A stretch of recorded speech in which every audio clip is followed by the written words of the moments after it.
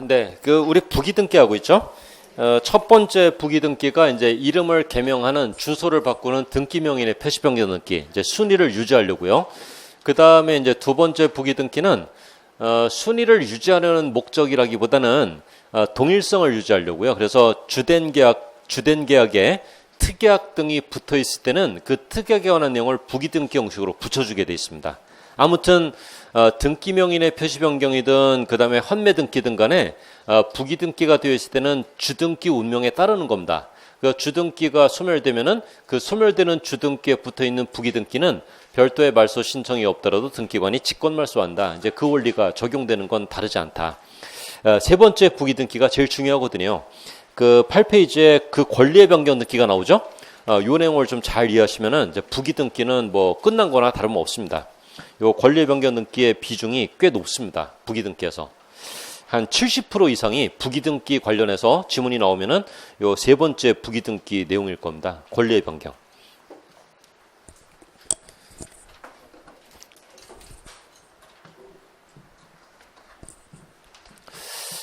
지금 건물 소유자가 A거든요. 자, 건물 소유자가 A인데, 자, 등기부 한번 열어보죠. 등기부 열어보는데, 갑구도 생략하고요. 을구만 보죠, 을구. 자, 건물 주인의 그 등기부를 열어봤는데, 갑구에, 저당권 설정 등기가 저당권자 비은행 앞으로, 자, 채권액은 1억으로, 그 다음에 채무자는 이제 보통 건물 주인이니까, 건물 주인, 채무자 이렇게 되어 있습니다. 요 저당권 등기가 실행되어 있거든요. 자, 이 상태입니다. 대출을 받았나 보네요. 이 은행은 저 건물 주인에게 돈을 빌려주면서 1억을 빌려주면서 저당권 등기를 했으니까 요 사람은 이제 이 채무자가 돈을 못 갚으면은 저 건물을 곧바로 임의경매 신청할 수 있는 이제 강력한 권한을 확보한 셈이죠. 자, 이 상태입니다. 자, 그런데 이제 이 상황에서요, 어떤 일이 생길 수 있냐면은 이 건물 주인이요, 1억이 더 필요합니다. 1억이. 그러면은 어떻게 하면 되는데요? 1억이 더 필요하다. 그러면 은행에 이 비은행에 가서 대출 신청을 또 하죠. 그러면 대출 절차를 밟아서 뭐 대출 심사하고 해서 뭐 가능하다면은 2번 저당권 설정 등기 실행하면 되겠지만은 복잡하잖아요. 이렇게 하면은 저 건물 감정 평가하고 대출 심사하고 똑같은 절차를 형식적으로 계속 밟아 나가야 됩니다. 자, 그럴 필요 없고 이렇게 얘기합니다. A가 야, 우리 지난달에 내가 대출 받을 때 이 건물 감정 평가했지 않냐. 이거 10억인데 그때 감정 평가 이게. 그러니까 1억 대출 내가 받았지만은 1억 정도를 추가로 대출하는 거 큰 무리는 없다고 판단한다. 그래서 이 채권액을 증액하는 변경 등기를 하자. 그래서 1억을 2억으로 증액하는 변경 등기를 간단하게 실행하고 1억만 더 빌려달라. 그 얘기 가능합니다. 그리고 이 채권액을 감액하는 것도 가능하죠. 어떤 상황이냐면은 이 A가 마침 오늘 5천만 원이 생겼거든요. 5천만 원이 생기면 일부라도 갚을 수 있잖아요. 일부를 갚습니다. 자, 일부를 갚으면서 채권액을 감액하는 변경 등기 요구할 수 있거든요. 지금 이자 부담이 크거든요. 그런 거. 그래서 이 채권액을 증액하는 변경 등기, 감액하는 변경 등기 가능하고, 그 다음에 또 여러분들이 민법에서 충분히 공부하시겠지만은 채무자 변경도 가능합니다. 그런데 뭐 민법에서 얘기하는 것처럼 뭐 면책적 채무인수, 중첩적 채무인수 그런 건 따지지 않고요. 채무자가 변경되는 경우도 있기는 합니다. 대충 이해되시죠? 저당권의 내용은 다 변경될 수 있다 그 얘기죠. 변경될 수 있습니다. 자, 이제 그 상황에서요. 채권액이 증액되는 변경 등기 그거 한번 먼저 해볼게요. 자, 이렇게 합니다. 은행이 그래. 저기 너 건물 비싸니까 내가 1억 추가로 대출해 줄게. 요 채권액을 증액하는 변경 등기 한 다음에 간단하게 그렇게 얘기합니다. 등기소를 가죠. 등기소로 가면은 저당권 이번에는 설정이 아니고 설정된 저당권의 변경입니다. 저당권 변경 이렇게 적고 요 변경이라는 글자 옆에 변경되는 내용을 적으면 되는 거죠. 여기다가 2억이라고 적으면은 증액을 한 거고요. 5천 적으면은 감액을 한 겁니다. 그 다음에 사람 이름이 들어오면 채무자가 변경된 거죠. 됐죠? 자, 이제 1억에서 2억으로 증액되었으니까 종전 내용은 지워야 되는 겁니다. 지우고, 자, 이제 또 따져보죠. 여기도 이제 등기명인의 표시변경 등처럼 이제 순위가 중요하거든요. 자, 여기 주등기 하면 되겠습니까? 자, 주등기라면 어떤 상황이 벌어지냐면은 저 은행 입장에서 보십시오. 이 비은행 입장에서 1순위였죠? 1순위였는데 추가로 1억을 더 대출해주는 바람에 2순위 저당권이 되었다. 절대 안 합니다. 저런 거요. 거래 실무에서 2순위가 되면은요, 한 푼도 배당 못 받는 경우가 허다한데 저걸 해주겠습니까? 은행 입장에서. 안 해줍니다. 그러니까 등기관이 뭐라고 하냐면은 은행한테 걱정 말아라. 너 1억을 추가로 대출해주고 있던데 걱정하지 마. 너 종전의 1순위를 그대로 보유해. 다만 이 증액된 내용을 이 주등기 안에 적을 수는 없다 그랬잖아요. 주등기 안에 적을 수 없어서 형식적으로 아래 칸에 부기하고 있을 뿐이다. 실질적으로는 이 증액된 내용이 주등기 내용 중 붉은 슬로 지워진 빈자리에 들어가서 부기가 된 걸로 해석을 하니까 은행 너는 걱정 말아라. 너 여전히 1등이야. 그렇게 얘기합니다. 이렇게 해야지 추가로 대출해 주죠. 맞죠? 그래서 이 저당권의 내용을 바꾸는 권리의 변경 등기. 이 권리의 변경 등기는요, 그냥 포괄적인 의미입니다. 저 권리의 변경 등기의 가장 대표적인 사례가 저당권의 채권액을 증감하는 등기인데, 당연히 전세권의 보증금을 증감하는 것도 가능하고, 전세권의 보증금을 증감한다, 임차권의 차임을 증감하는 거 다 권리의 변경입니다. 이해되시죠? 그런데 또 문제풀이에서 있죠. 임차권의 차임을 증감한다 그런 사례가 나오지도 않더라고요. 이 권리 변경 등기의 대표는요, 저당권입니다. 저당권의 채권액을 증액하는 또는 감액하는 등기, 권리의 변경 등기. 자, 그 뜻입니다. 자, 부기 등기하는 거 괜찮죠? 부기 등기하고 종전상 지운다. 그런데 자, 요렇게 간단한 경우만 있는 게 아니고요. 자, 요거를 좀 이해를 하셔야 됩니다. 그림 다시 봅니다. A 소유 건물이거든요. 자, A 소유 건물 등기부 이제 을구인데 마찬가지로 이렇게 저당권 설정 등기가 실행되어 있습니다. 저당권자는 B은행이고 채권액은 1억이고 자, 채무자는 건물 주인이다. 건물 주인이 자기 건물 담보로 은행에서 1억을 대출받았다. 그래서 임의 경매를 신청할 수 있는 권한이 발생한 은행이 들어와 있습니다. 자, 이런 상황이거든요. 이런 상황에서 이 건물 등기부 2순위에 전세권자가 들어옵니다. 자, 여기 전세권 설정. 자, 전세권자는 C라는 사람이고요. 보증금도 역시 한 1억쯤으로 한번 해보죠. 자, 그러면 이렇게 되면 우리는요, 이 집은, 이 채권자들이 2명 들어왔구나. 전세권자 1명, 전세권자 1명. 그래서 총 빚이 2억이구나. 그렇게 해석해주면 되죠. 다 임의경매를 신청할 수 있는 권한이 발생했습니다. 이 사람들. 자, 이 상황이죠. 근데 건물주인이요, 돈이 또 필요합니다. 은행에서 1억, 전세권자한테 1억 받아서 쓰고 있다가 1억이 더 필요합니다. 저 은행을 갑니다. 은행에 가서 예전에 우리 이 채권액을 증액하는 변경 등기를 간단하게 부기 등기하고 했는데 자, 그거 다시 한번 해보자. 그렇게 얘기합니다. 가능하나요? 여기 이제 1억을 지우고요. 자, 저당권 변경. 자, 저당권 변경 1억을 지우고 그 다음에 2억으로 증액을 합니다. 맞죠? 그렇게 하고 이 주등기에 부기 등기를 하죠. 어떤 상황이 벌어집니까? 여기 지워진 1억짜리 빈자리에 2억이 올라가 버리죠. 이 사람 손해보는 거 보이시죠? 전세권자 손해보잖아요. 이 전세권자는요, 만약에 1순위 저당권의 채권액이 2억이었다면 이 사람은 안 들어옵니다. 위험해서요. 채권액이 1억 정도니까 들어온 거였거든요. 그런데 1억이 지워지고 그 자리에 2억이 올라가면은 얘는 불측의 손해를 입는 사람. 자, 우리 법률 용어로 이해관계인이죠. 손해보는 사람. 맞죠?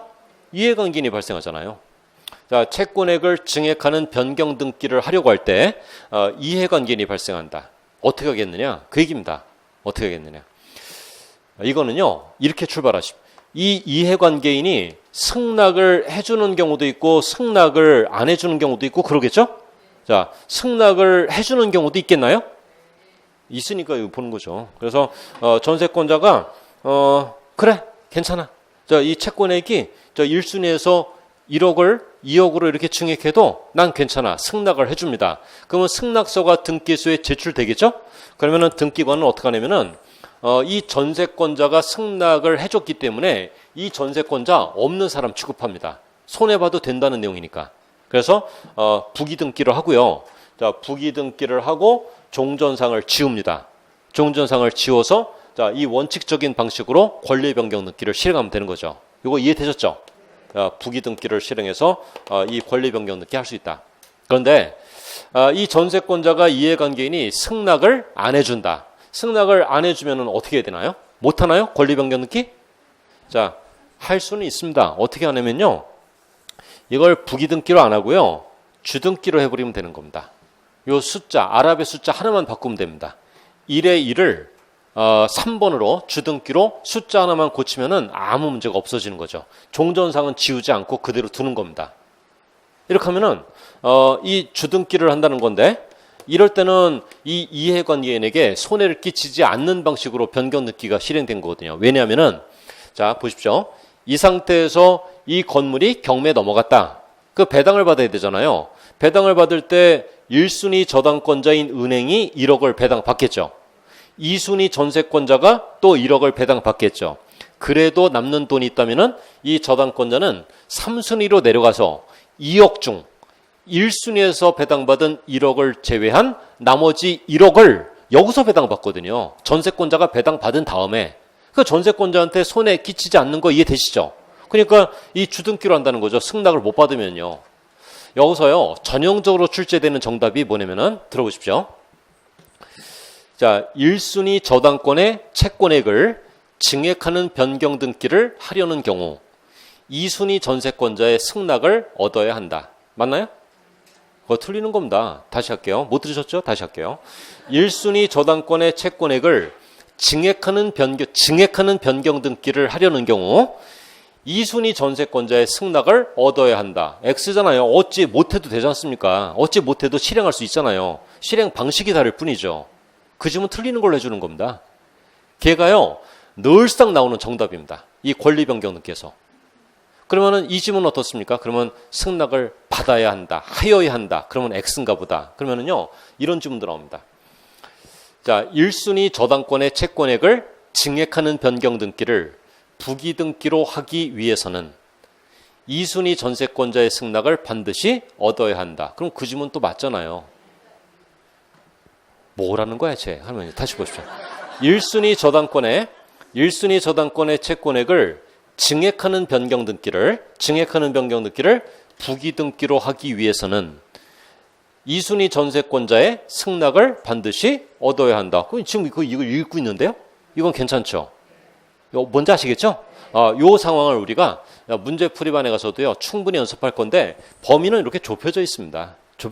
여기서 있죠? 여러분들이 이걸 심화학습한답시고, 이게 그 부기등기 할 때는 이걸 지우고, 붉은 선으로 지운다. 주등기 할 때는 안 지운다. 그런 것도 연습하시던데, 그런 건 출제 범위가 아닙니다. 그거는요. 실행 방식이지. 등기관이 할 일이죠. 우리 등기 실무가 아니기 때문에 그런 관련 내용이 출제되지는 않고요. 요 승낙 유무에 따라서 실행 방식이 달라진다. 이제 여기가 항상 다뤄지는 겁니다. 이 등기법은요, 세세한 자질구레한 격가지 내용들을 막 추가한다고 해서 내용이 깊어지거나 뭐 그러지는 않습니다. 문제 대처 능력이 뭐 더 좋아지거나 그런 거 없고요. 여기서 이제 논점이 뭔지를 체크해서 그 부분을 반복하시는 게 중요한 겁니다. 이거 됐죠, 이거? 권리의 변경 등기는 이와 같습니다. 하는 김에 이거 조금 더 심화를 해볼게요. 여기 그 전세권자 있잖아요. 2순위 전세권자 입장에서 보십시오. 전세권자 입장에서 이렇게 올려다 보고 있는데 1순위 저당권의 내용이 막 바뀌는 겁니다. 자, 바뀌는 유형은 이런 거죠. 어떤 거냐면은 요 1순위 저당권의 채권액이 자, 증액되는 경우도 있고 또 감액되는 경우도 있고 또 채무자가 변경되는 경우도 있다 그랬죠? 이런 경우도 있습니다. 자, 이때 그 2순위 전세권자가 손해를 보는 이해관계인이 지위에 서는 경우는 어떤 경우입니까? 증액하는 경우 하나죠. 이게 1억에서 2억으로 증액될 때 그때 이해관계인이 되는 겁니다. 만약에 1억이 5천으로 감액이 된다. 얘는 손해는커녕 이익을 보잖아요. 이익을 보죠? 그러면 감액을 할 때는 이 2순위 전세권자를 이해관계인이라고 불러서도 안 되는 겁니다. 그냥 2순위 전세권자입니다. 그리고 이 감액을 할 때는 손해보는 사람이 없기 때문에 항상 언제나 반드시 부기하는 겁니다. 해볼까요? 자, 보십시오. 여기 뭐 시간도 많은데 해보죠. 자, 부기등기 오늘 여기까지 할 겁니다. 권리 변경. 요 1번 주등기 부기하죠. 그 다음에 저당권 변경. 근데 2억이 아니고요. 5천입니다. 5천. 5천만 원. 그리고 이제 종전상 지워졌죠. 어떻게 해석합니까? 1억이 지워지고 그 빈자리에 부기가 돼 있으니까 그 빈자리에 5천만 원이 올라가 버린 거잖아요. 부기했죠, 보셔? 이 권리의 변경 등기 부기했습니다. 그러면은 이 부기 등기를 하려면은 이해관계인의 승낙을 얻어야 한다고 해서 전세권자의 승낙을 얻었겠습니까? 얻지 않았지. 이 전세권자 찾아가지도 않았습니다. 이 채권액을 감액하는 등기를 부기 등기할 때는요, 등기관은 이 전세권자를 손해보는 사람으로 보지 않기 때문에 얘 승낙서 들고 와서 묻지도 않는다는 거죠. 그냥 해준다는 거죠. 만약에 며칠 있다가 전세권자가 이걸 발견했습니다. 이걸 발견하면서 놀랍니까? 놀래죠. 좋아서 놀래죠. 살다 보니 이런 일도 생겼네. 그러면서 1억이 지워지고 5천이 올라갔구나. 좋아요. 좋아하는 겁니다. 그런 거지. 뭐야 이거 내 승낙도 없이 이러면 안 되는 겁니다. 그러면 등기관이 앉아봐. 그게 아니고 진정하고 봐봐. 너 이익 본 거다. 그렇게 얘기하는 거죠. 이해되셨죠? 그래서 채권액을 감액할 때 채무자가 변경될 때도 얘 손해 안 보는 거 이해되시나요? 그러니까 김 씨가 박 씨로 바뀌는 거예요. 난 박 씨 싫어. 뭐 이러면서 나 손해야. 그러지는 않습니다. 그러니까 채권액이 감액되거나 채무자가 변경될 때는요. 이해관계인이 존재하지 아니하므로 이 얘기 이해되시죠? 다시 채권액을 감액하거나 채무자가 변경될 때는 등기상 이해관계인이 존재하지 아니하므로 손해보는 사람이 없으므로 그런 얘기입니다. 언제나 항상 반드시 부기등기한다. 그럼 그 집은 정확한 거죠. 그러니까 이 관련 내용은 어디에 집중을 하겠습니까? 증액하는 거에 집중하는 증액을 할 때 1억에서 2억으로 증액할 때 얘가 손해보는 이해관계인이거든요. 그럴 때 그 이해관계인의 승낙을 얻었느냐 부기, 얻지 못했느냐 주등기. 그렇게 흘러가는 겁니다. 이게 답니다. 이게 다요. 되셨죠? 네, 우리 이제 1, 2월 진도에서는 요 내용 이해하고 여기에 관련해서 출제된 지문요 다 살펴봅니다. 살펴보면은 내가 이 부분에서 목표하는 수준만큼 공부가 되었는지 응용이 되고 있는지 다 체크가 가능합니다. 권리의 변경 등기 이렇게 이해하시면 되고요. 그 등기부 좀 보십시오. 그 기억하고 니은 두 개가 있는데 기억의 제목을 읽지 마시고요. 그냥 등기부 한번 보십시오. 1순위 전세권 등기가 들어왔죠? 전세권 등기가 들어왔고 전세금이 1억 3천. 1억 3천이고 전세권자가 유승민이죠? 이렇게 되어 있습니다. 그 다음에 2순위 저당권 등기가 들어왔네요. 저당권 등기가 들어오고 우리은행 채권액은 1억 2천. 이 건물 비싸나 보네요. 은행이요. 보통은 이렇게 1순위 채권자가 있어도요. 돈 안 빌려줍니다. 전세권 존속기간 만료되면 와라. 이렇게 1순위 채권자가 있으면 우리 은행은 돈 안 빌려준다. 이렇게 깐깐한 경우도 많습니다. 근데 이 건물이 워낙 비싸나 보네. 그래서 돈을 빌려준 겁니다. 자, 그 상황에서 건물 주인이 뭐 한 겁니까? 보증금 좀 올려달라 그랬잖아요. 우리 동네 보증금이 올라가고 있다. 자, 우리 건물도 보증금 좀 올려달라고 해서 2천만 원을 좀 올려달라고 요구한 것 같습니다. 이때 은행 있잖아요, 은행. 우리 은행. 자, 은행이 저당권자가 승낙을 해준 겁니까? 안 해준 겁니까? 한번 따져보십시오. 지금 이 전세권 변경 등기가 1억 5천으로 전세권 변경 등기가 실행되는데 주등기로 실행되지 않고 부기등기로 실행되었죠. 그래서 종전상 1억 3천이 지워지고 그 자리에 1억 5천이 올라가는 거 해석되시죠? 이 말은 은행이 승낙을 해준 겁니다. 이해되시죠? 우리 은행이 그렇게 얘기하는 겁니다. 괜찮아. 우리 은행이 돈이 얼마나 많은데. 금고에 가득해. 2천 괜찮아. 그래서 부기등기에 승낙을 해준 겁니다. 그런 취지로 승낙을 한 건 아니겠지만은. 이해되시죠?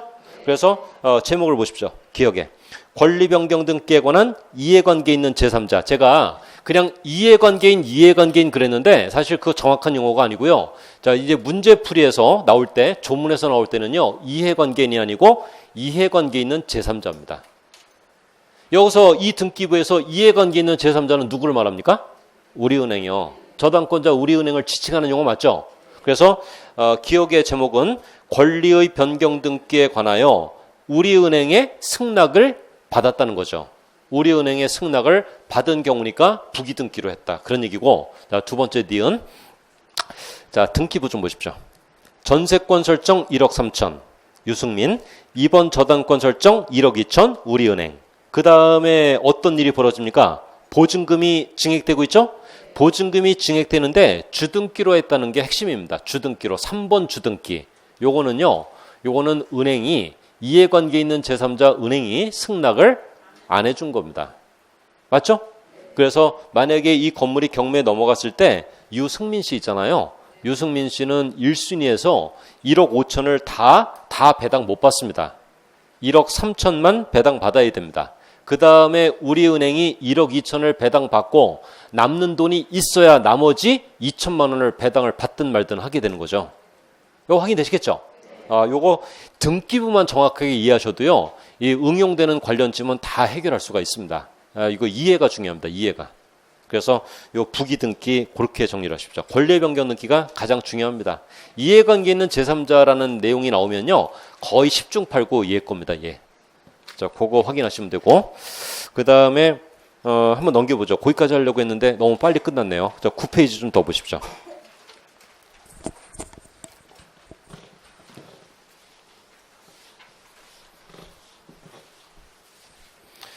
자, 9페이지에 그 동그라미 4번.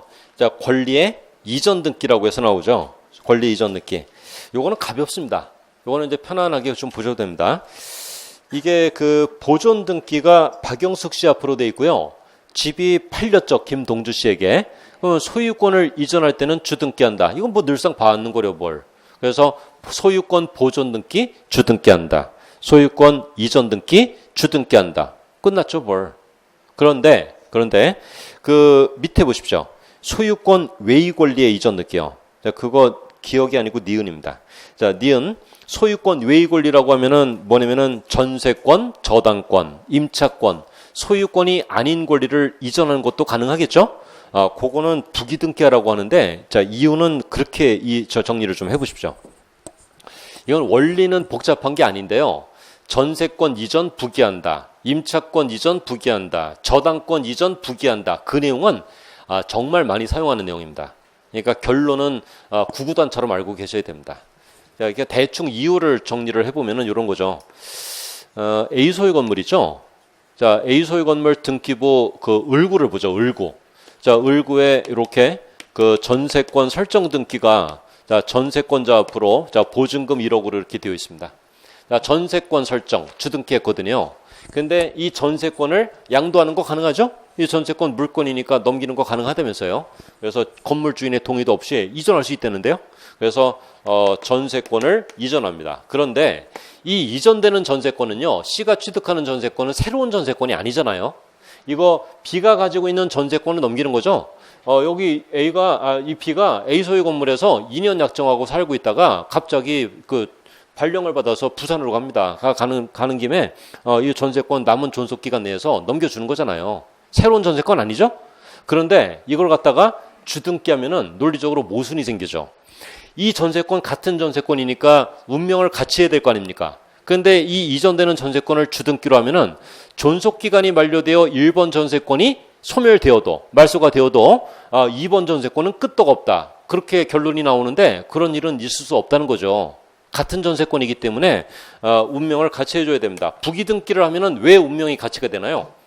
이게 1번 주등기, 1번 전세권이 존속기간이 만료되어서 말소가 되면은 말소되는 주등기에 붙어있는 부기등기는 별도의 말소 신청이 없어도 등기관이 직권 말소한다.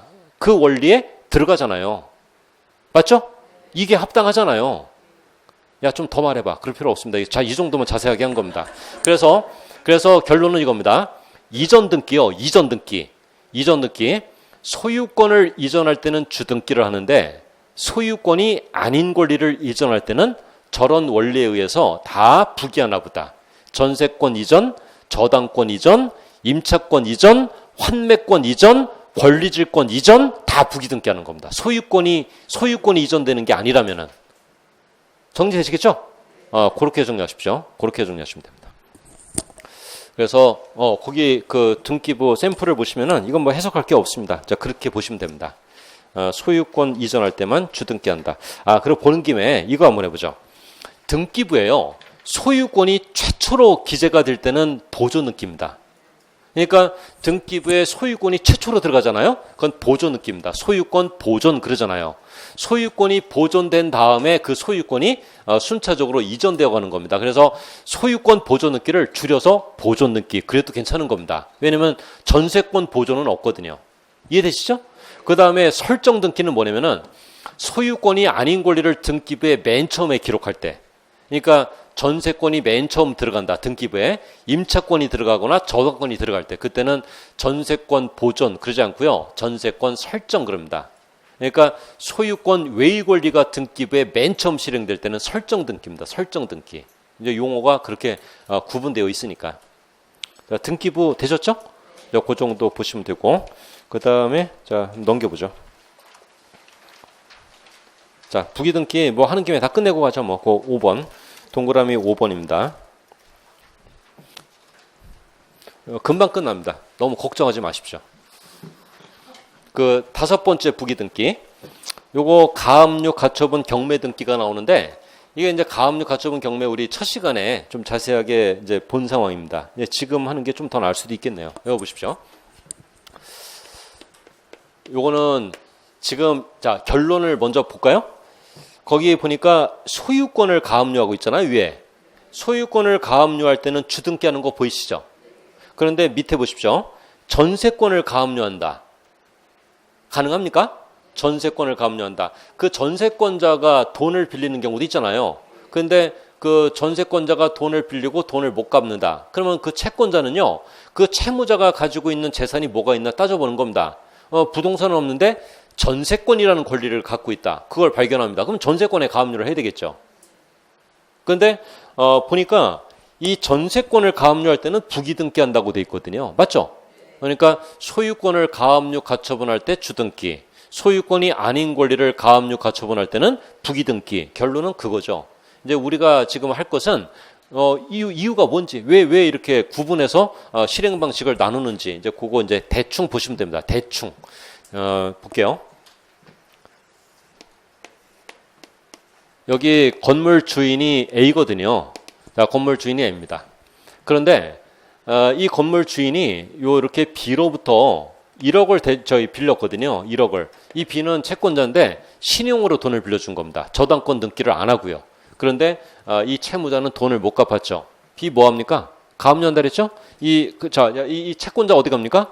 법원에 가서 가압류 신청하면은 법원이 등기관에게 가압류 등기를 촉탁하고 그 촉탁을 받아 등기관은 실행을 하는 거죠. 그런데 보십시오. 실행하는 거. 주등기를 하고요. 주등기를 하고 요 가압류 등기를 합니다.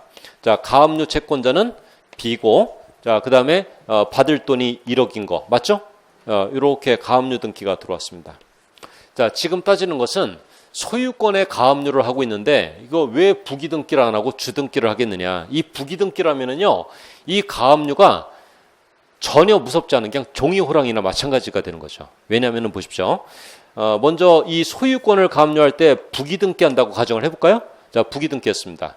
자, 건물 주인이 며칠 있다가 열어보니까 가압류는 신속하게 들어오거든요. 그래서 이 건물 주인은요. 이 가압류가 들어왔다는 사실을 당장은 모릅니다. 근데 얼마 있다가 등기부 열어보니까 내 아파트에 가압류가 들어온 사실을 발견합니다. 이 신속성이 생명이거든요. 가압류. 그래서 얼른 들어옵니다. 그런데 건물 주인 입장에서 내 아파트 등기부 열어봤더니 가압류 등기가 들어왔습니다. 근데 깜짝 놀랐는데 다행히 부기등기로 돼 있는 겁니다. 그러면 이 건물 주인이 부기로 돼 있구나. 안 무섭네. 그렇게 생각합니다. 왜냐면은 자 보십시오. 이거 팔아볼까요? 이 가압류가 되어 있는 건물을 팔아보죠. 자, C에게 이제 그 매도를 하려고 합니다. 그러니까 이 매수인이 주춤합니다. 야, 저기 가압류돼 있는 거 사면은 큰일 나던데. 내가 아까 첫 시간에 몇 번 당했는데. 하면서 안 살려고 합니다. 그러니까 얘가 걱정하지 마. 이번에는 부기야, 부기. 그렇게 얘기합니다.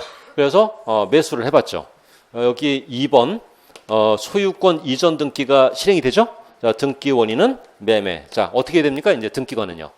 소유권이 넘어갔죠. 소유권이 넘어가면은 다시요. 소유권이 A에서 C 앞으로 넘어갔죠. 넘어갔습니다. 그러면은 1번 주등기가 소멸한 거고, 자, 주등기의 효력이 소멸되면 소멸된 주등기에 붙어있는 부기등기는 등기관이 직권 말소를 해야 되잖아요. 말소 신청을 해도 그냥 자동으로 소멸되는 겁니다. 물건이 변동하면요. 이 가압류의 의미가 없어지잖아요. 그래서 이 소유권을 가압류할 때는 이 가압류의 실효성을 확보하려고요. 주등기를 해버리는 겁니다. 자, 그럼 보십시오. 아주 위력적이죠. 이 소유권을 가압류할 때 주등기를 해버리면은 이 건물을 팔아치웠죠. 그래서 제3자 앞으로 소유권 이전될 때, 자, 3번 소유권 이전입니다. 자, 3번 소유권 이전 등기가 되니까 주등기인 가압류는 끄떡없이 살아있는 겁니다. 얘는요, 가압류가 되어 있는 건물을 매수한 거죠. 어떤 일이 벌어졌나요?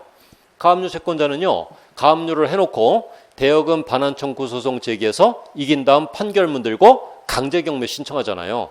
낙찰받은 사람이 매각대금 납부하고 집에 가면은 법원은 낙찰받은 사람 앞으로 이전 등기 촉탁하고 가압류 말소 촉탁, 이거 다 말소되잖아요. 이해되시죠? 자, 그런 취지입니다. 그래서 이 상황을 보시면서 소유권을 가압류할 때는 부기등기하면은 아무런 의미가 없겠구나. 그렇게 이해하시면 되는 겁니다. 주등기해야죠. 됐죠? 네, 이 정도면 얼마나 자세히 얘기한 건데. 자, 보죠. 자, 이번에 이제 전세권을 가압류할 때. 자, 이거 끝납니다. 이제 요거 하고서 이제 수업 끝낼게요. 할 게 없습니다. 자, 소유권이 아닌 권리를 가압류할 때 아주 간단합니다. 이거요, 사실 쉽게 공부한다면은 저 소유권을 가압류할 때 주등기한다. 그럼 반대로 소유권이 아닌 권리를 가압류할 때는 부기한다. 끝. 그러면 되는 건데, 자, 그럴 수는 없고, 이쪽 잠깐 보죠. 자, A 소유 건물입니다. A 소유 건물인데 그 등기부 갑구에는 소유권자로 등기가 돼 있겠죠. 자, 이제 을구를 보죠. 을구. 자, 을구에 그 전세권 설정 등기가 들어와 있습니다. 전세권자는 B, 보증금은 1억. 이 전세권도 재산입니다. 이게 이 전세권자의 채권자 입장에서 볼 때는요, 이 전세권자가 뭘 갖고 있는 겁니까? 건물 주인에 대해서 이 보증금 반환 채권을 갖고 있잖아요. 얘 돈 받을 권리가 있구나, 1억. 그렇게 보는 거잖아요. 그러니까 이 채권자는 채무자, 전세권자가 돈을 갚지 않으면은요, 이 전세권에 가압류할 수 있는 거 맞습니다. 그런데 보십시오. 가압류합니다. 자, 가압류를 하면서 가압류 채권자는 C입니다. 이 전세권자의 전세권의 가압류니까 이 을구에 들어가는 거죠. 이게 소유자하고는 관련 없는 거 아시죠? 그리고 채권액은 한 5천만 원 정도 이렇게 해보죠. 자, 여기까지입니다. 자, 그런데 보십시오. 이걸 그 소유권을 가압류할 때처럼 주등기를 한다. 어떤 논리적인 모순이 생기냐면은 이 존속기간이 2년이었거든요. 1번 전세권의 존속기간이 2년이어서 만료가 되었습니다. 존속기간 만료되어서 자, 1번 전세권이 소멸되었는데 소멸된 전세권을 가압류하고 있는 애는 주등기로 끄떡없이 살아있다. 그건 또 아니잖아요. 권리가 없는데 뭘 가압류합니까? 얘는 어차피 전세권과 운명을 같이 해야 된다는 거 이해되시죠? 그런 논리에 의해서 전세권이나 임차권이나 저당권을 가압류할 때는 부기등기할 수밖에 없는 겁니다. 이 부기등기를 하게 되면은 자, 존속기간 만료로 1번 주등기가 소멸되면은 소멸되는 주등기에 붙어 있는 부기등기는 등기관이 별도의 말소 신청이 없더라도 직권 말소를 해서 깨끗하게 논리적으로 정리가 된다는 거죠. 이해되시죠? 네, 그렇게 하십시오. 그래서 소유권을 이거요, 기출주문에 되게 많이 나오는 겁니다.